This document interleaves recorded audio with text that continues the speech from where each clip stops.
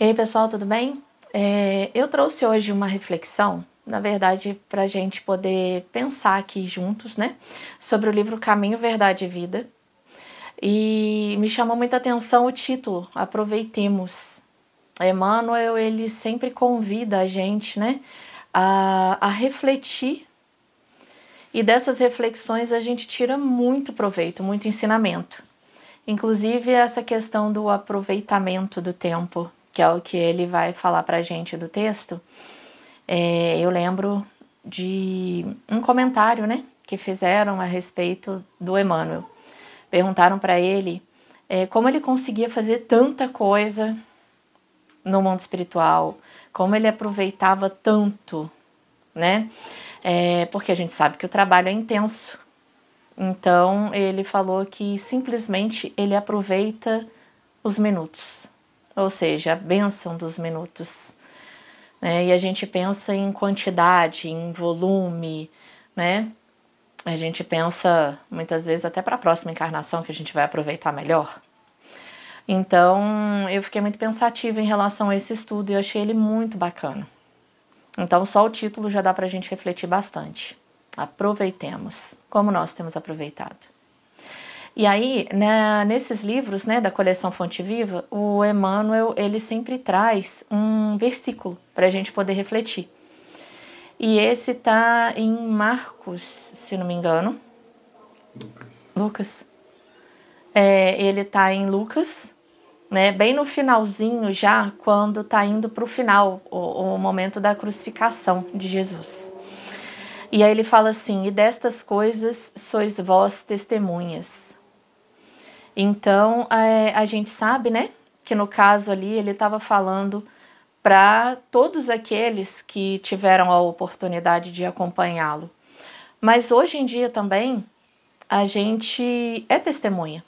A gente sabe de como foi essa passagem do Cristo, do quão importante ela foi. Então a gente também não deixa de ser testemunha, né, de tudo isso.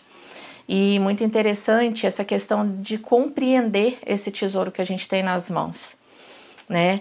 Independente de lembranças de estarmos lá ou não, será quem a gente foi naquela época? Será que a gente acompanhou? Paulo, por exemplo, depois da transformação dele, né, ele não teve a oportunidade de estar ali convivendo, mas ele acreditou tanto, né, depois da conversão, e ele valorizou os ensinamentos do Cristo. Ele manteve isso realmente como um tesouro.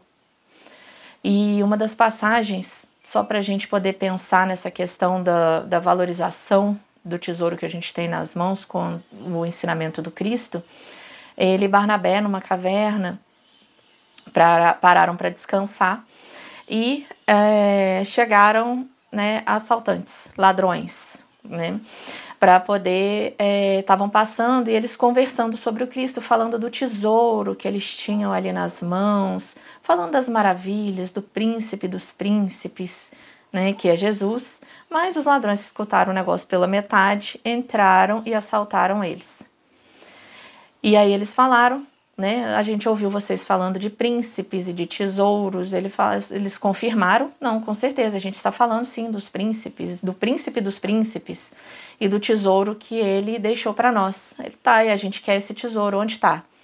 Aí ele tirou um pergaminho, né, com os ensinamentos ali que ele tinha e entregou para ele, falou, não, o roteiro, a rota para você chegar nesse tesouro tá aqui.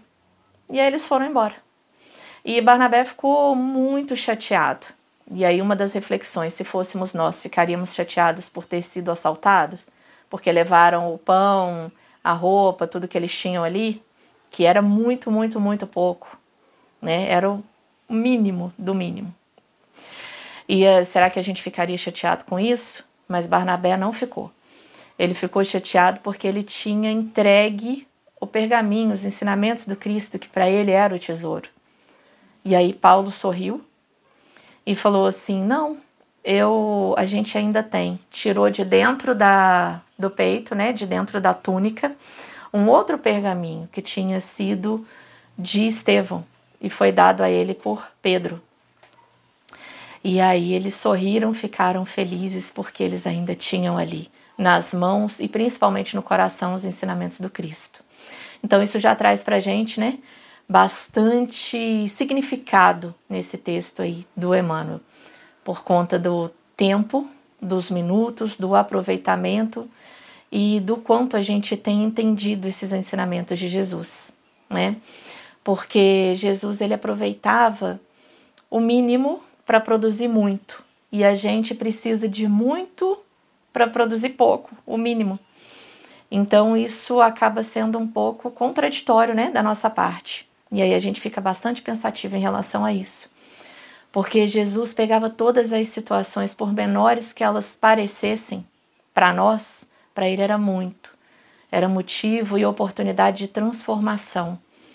Então, em 3 anos, ele mudou. A gente tanto fala nele até hoje, há mais de 2000 anos, e ele teve 3 anos. Né? Porque pouco se fala, pouco se sabe da existência e das passagens do Cristo até os 30, mas dos 30 aos 33 foi mais que suficiente para a gente poder ter vários e vários exemplos, né? Ele dando ali testemunho realmente do que ele veio fazer e de quão é importante essa transformação para a gente. Então, essas reflexões do tempo. A gente teve aí um período da pandemia de quase 3 anos. E o que a gente se transformou em quê? Como a gente aproveitou os minutos, né? Nós fomos jogados para dentro de casa, para convivência familiar e para tantas oportunidades de crescimento, mas será que a gente aproveitou? Será que a gente conseguiu se transformar? Né? Então, assim, são muitas as reflexões, muitos os convites. Nesse texto ele fala também de 12 apóstolos que ele teve ali, 12 discípulos, né, que mostra pra gente a questão da qualidade. Ele pegou pessoas que tinham o coração puro, um terreno fértil para poder trabalhar ali e servirem de exemplos, tanto é que a gente fala neles também até hoje, né, e ele pegou ali de pescadores a cobrador de impostos. Então, não importa o passado, o que a gente tem, né? O que nós tivemos, a postura que nós tivemos, mas no quanto a gente pode se transformar a partir do momento que a gente está convivendo com os ensinamentos do Cristo, que a gente está aprendendo, absorvendo aquilo. Então, a gente vai tirando essas reflexões, né? E ele tem vários pontos importantes nessa reflexão que vale super a pena.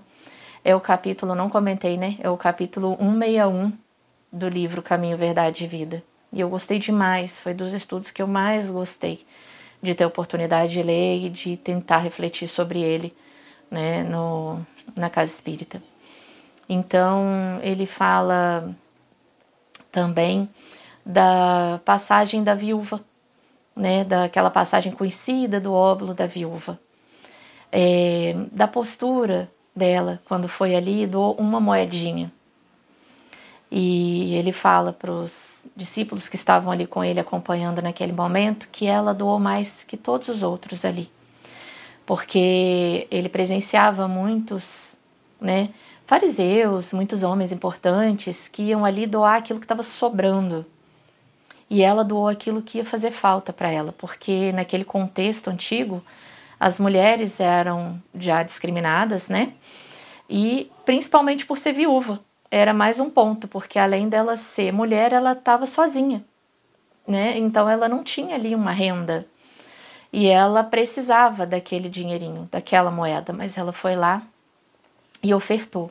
Então, mais uma vez, o Cristo mostra pra gente a questão da qualidade da doação. Não só do dinheiro, mas do tempo, da mudança, das intenções, do que é feito de coração, né? E aí ele mostra isso para os discípulos, né? E da questão da simplicidade também, porque ela foi ali humildemente doar. Os outros não. Aí eu brinco que se fosse a gente hoje em dia, ia fazer até selfie para mostrar que tá doando, né? E ela foi ali bem simplesinha e fez toda a diferença. E a gente comenta sobre esse gesto dela até hoje também. Então, ele vem falando pra gente, né, dessas questões, dessas mudanças. Ele dá o exemplo, né, do Zaqueu, que a gente sabe que Depois, né, de outras encarnações, ele veio a se tornar o Bezerra de Menezes. E ele era um cobrador de impostos. Mas ele não era feliz. Ele tinha muito dinheiro, ele tinha posição, tinha status, era super conhecido, mas ele não era feliz, né? Não que o dinheiro seja um problema, mas ele se torna um problema na mão de quem não sabe usar, como usar. Então, ele acabou, né, se transformando por conta desse vazio que ele tinha ainda dentro do peito, faltava alguma coisa, e é assim mesmo, quando a gente ainda não interioriza os ensinamentos do Cristo, falta algo. Então a gente vê nessa passagem, né, que Emmanuel traz para a gente esse trecho, falando que ele vem dar um exemplo em relação aos mordomos da fortuna. Por quê? Muitas vezes a gente se torna escravo do dinheiro, da fortuna, e esquece do que realmente importa. Depois da transformação de Zaqueu, que ele foi estar mesmo com Cristo, né, e pôde beber daquela água mesmo fecunda, dos ensinamentos, e começou a seguir, ele restituiu as pessoas, né, e continuou vivendo, e porém muito mais feliz. Né, tanto é que depois ele se torna o 13º apóstolo, né, que é Matias, depois da ida de Judas, né, do desencarne de Judas. Então é tudo muito interessante como as coisas acontecem, como a gente pode aproveitar bem os minutos e se transformar. E o texto, ele é todo muito rico. Ele fala da questão judiciária, que ele vem ensinar a gente a ser mais justo, a julgar menos, né? E aprender o amai-vos uns aos outros, que é o fundamento, né, dos mais importantes que a gente precisa, das lições mais importantes que a gente precisa aprender. Então, eu lembro sempre e gosto de dar um exemplo do que a gente teve agora recente, estamos tendo, infelizmente, das guerras, né, da Rússia, da Ucrânia. A gente ora pelos ucranianos, sem dúvida nenhuma, são irmãos, né, nossos, mas a gente também ora pelos russos, pelo Putin, ele é nosso irmão. Então, quem somos nós para julgar? E Jesus vem trazendo isso a partir do momento que a gente entende que, independente do erro, são irmãos que se encontram adoentados, né, enfermos do espírito, a gente começa a entender e não julgar com tanto ódio, com tanto rancor, com tanta, né, dureza, mas a gente consegue começar a ter compaixão, piedade, né, desse irmão e pedir por ele. Né, porque a gente vai ser feliz realmente só quando todos forem felizes, né, quando o mundo for melhor, né, começando por nós mesmos, né, uma transformação de um por um, de formiguinha, né, a gente está nesse processo. Então, ele fala também da dracma perdida, ele traz esse exemplo da dracma perdida para nós, que é uma parábola pouco usada, pouco falada, mas simbolicamente, né, ela é uma mulher que perde uma moeda que ela tinha um valor, né, bem considerável, e ela fica procurando, varrendo, até achar. E quando ela acha, ela sai para poder fazer festa com as amigas e comemorar que ela tinha achado essa dracma perdida. E aí a gente pode usar dessa simbologia que Deus, né, Jesus e a espiritualidade é assim conosco. Por mais que nós estejamos perdidos e nos encontremos perdidos em alguns momentos da vida, eles nunca desistem da gente, a gente nunca está só.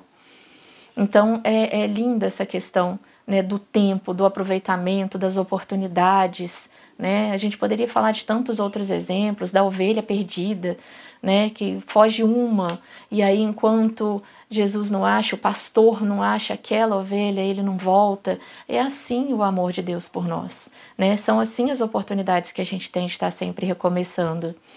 Enfim, o texto é muito rico. E ele fala também, né, mas assim, caminhando já para o final, do madeiro, né, que Jesus é colocado no momento da crucificação, e que isso vai despertar a gente para milênios, para o resto da vida, na verdade.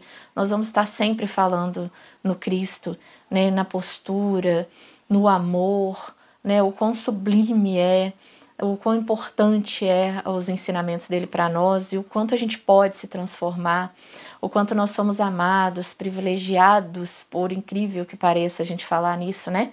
Mas nós somos, né? Nós somos carinhosamente guardados, e quando ele vai ali para o momento da crucificação, sem nenhum tipo de mágoa, de tristeza, completamente consciente da missão dele e do quanto isso seria importante para a gente.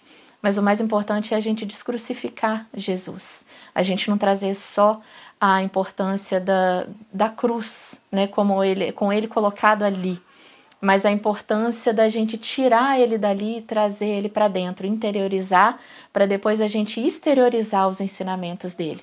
Eu acredito que essa seja a mais importante proposta, né? O aproveitamento maior que a gente vai fazer de todos esses ensinamentos.